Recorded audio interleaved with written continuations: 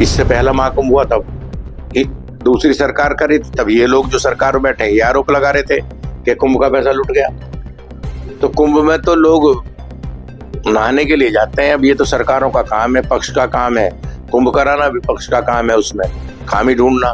उनको निराशा नजर आ रही है, मेरे जैसे लोगों को कहीं आशा नजर आ रही है, कुछ लोगों को निराशा नजर आ रही है। ये तो बजट में आशा निराशा दोनों छिपी होती हैं।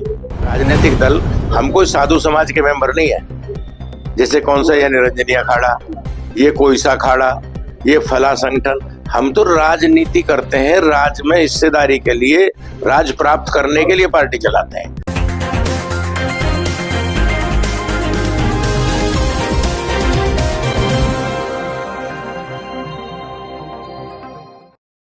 नमस्कार, मैं कीर्ति और आप देख रहे हैं जीके न्यूज। अभी हमारे साथ मौजूद है राष्ट्रीय लोकदल के फायर नेता त्रिलोक त्यागी जी। सर, बहुत बहुत स्वागत है। धन्यवाद। सर, सत्र शुरू हो चुका है और सत्र शुरू होने के साथ ही विपक्ष का हंगामा भी उसमें देखने को मिल रहा है।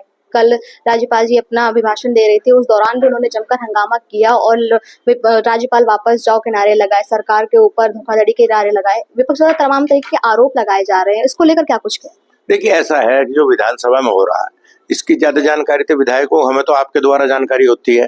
अब ये तो एक प्रथा हो गई है, राष्ट्रपति का जब अभिभाषण होता तो संसद में हल्ला होता है, गवर्नर का होता तो यहाँ हल्ला होता है, सरकार का लिखा हुआ भाषण गवर्नर पढ़ते हैं, तो विपक्ष को ऐसा लगता है कि जैसे गवर्नर साहब सरकार की वकालत कर रहे हैं। तो ये एक सामान्य प्रक्रिया बन चुकी है देश में। सर, विपक्ष की तरफ से आरोप लगाया जा रहा है कि प्रयागराज का जो आयोजन है वो केवल सरकार ने अपने जेबें भरने के लिए किया था, वहां पे आस्था से जुड़ा कुछ भी कार्य नहीं है। वहीं पे सीपीसीबी की जो रिपोर्ट आई है उसको लेकर भी ये कहा जा रहा है कि उन्होंने साफ किया कि गंगा का जो पानी है वो इतना प्रदूषित है कि आप उसमें स्नान नहीं कर सकते हैं। ऐसा है, जब जब महाकुंभ हुआ है तब तब किस सरकार पर आरोप नहीं लगे? ये कोई पहली सरकार तो है नहीं इस पर आरोप लग रहे हैं। इससे पहला महाकुंभ हुआ तब दूसरी सरकार करी, तब ये लोग जो सरकार में बैठे ये आरोप लगा रहे थे कि कुंभ का पैसा लुट गया। तो कुंभ में तो लोग नहाने के लिए जाते हैं, अब ये तो सरकारों का काम है, पक्ष का काम है। कुंभ कराना विपक्ष का काम है, उसमें खामी ढूंढना। उसमें एक आस्था का पर्व है, उसको मनाओ। जो जाना चाहे वो संगम चला जाओ, जो ना जाना चाहे वो यहीं से गंगा जी को हाथ जोड़ लो। हमारे जैसे भी जो यहीं से हाथ जोड़ लेंगे। सर, पार्टी की तरफ से आप लोगों की क्या मांग रहे? बजट पेश होने वाला है, कल बजट पेश किया जाएगा। हम मांगों वाले नहीं है, अब हम बजट में शामिल है, इसलिए आप सब मांगे मत मनवाओ हमसे। तो क्या आप जनता के लिए क्या कुछ ला रहे हैं? मैं कह रहा हूँ बजट का तो हमारे खन्ना जी जो वित्त मंत्री हैं वो तैयार कर रहे हैं, और बजट इतना गोपनीय होता है कि उसको पटल पे रखने से पहले कभी किसी को बताया नहीं जाता। अगर मुझे भी जानकारी होगी, माफ करना, आप हमारी बच्ची हो, आपको भी नहीं बताऊंगा। बजट तो गोपनीय होता है और उसको हाउस में ही पेश किया जाता है। लेकिन फिर भी जनता की तरफ से या आपकी पार्टी की तरफ से आप क्या चाहेंगे कि सरकार जो है लोगों के लिए लेकर आए? तो हमारी सरकार, अब ये सरकार कर रही है, जैसे हम लोग चाहते थे कि बिजली फ्री हो तो बिजली फ्री हो गई। हम लोग चाहते हैं कि किसानों को फायदा हो, हम चाहते हैं नौजवानों को फायदा हो। जयंत चौधरी स्किल मिनिस्टर हैं, वो नौजवानों का स्किल डेवलप कर रहे हैं। हमारी पार्टी में आज तमाम जो एक तरह से मैं कहूँ विद्वान लोग, डॉक्टर, इंजीनियर, आज वकील, आज वो ज्वाइन करें, तो इस तरह हो रहा पार्टी का विस्तार। हम तो यही चाहते हैं कि हम दल को मजबूत करें और साथ साथ सरकार को भी मजबूती से समर्थन दें। सर, एक सवाल और रहेगा बजट से जुड़ा ही। कल आरोप लगाया गया विपक्ष की तरफ से कि जो बजट आ रहा है ये फिर से एक बार निराशा वाला रहेगा। भी लोकसभा में जब पेश हुआ उस समय भी उन्होंने कहा था कि हम छात्रों के लिए काम करेंगे, महिलाओं के लिए काम करेंगे। अब उनको निराशा नजर आ रही है, मेरे जैसे लोगों को कहीं आशा नजर आ रही है, कुछ लोगों को निराशा नजर आ रही है। ये तो बजट में आशा निराशा दोनों छिपी होती हैं।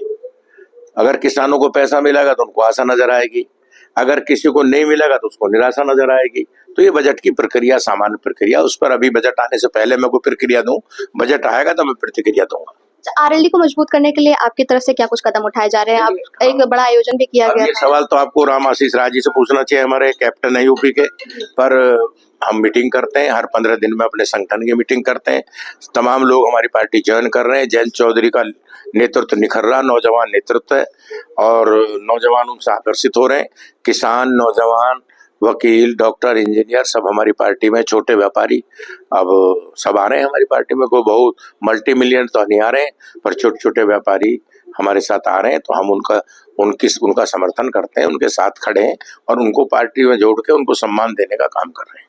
जमीनी स्तर पर पार्टी को मजबूत बनाने के लिए क्या योजना बनाई जा रही है? बस यही योजना, संगठन को मजबूत बना रहे हैं, और संगठन जब मजबूत हो जाएगा तो पार्टी अपने आप ही मजबूत हो जाएगी। संगठन को जिला, विधानसभा, विधानसभा के बाद उसका विभाजन करके उसके सेक्टर और बूथ लेवल तक पार्टी को ले जाने की प्रक्रिया है, और 27 की तैयारी कर रहे हैं हम लोग।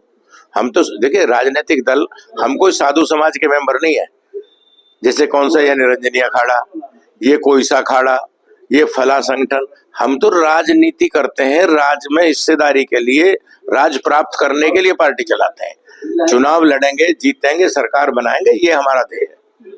27 में आपको लगता है पूरा मौका मिलेगा आपको लड़ने का, आपकी पार्टी को? मौका मिलने का भी मिलेगा, जीतने का मिलेगा, सरकार बनाने का मिलेगा, सारे मौके मिलेंगे हमें। सरकार बनाने का भी मौका मिलेगा, बिल्कुल मिलेंगे।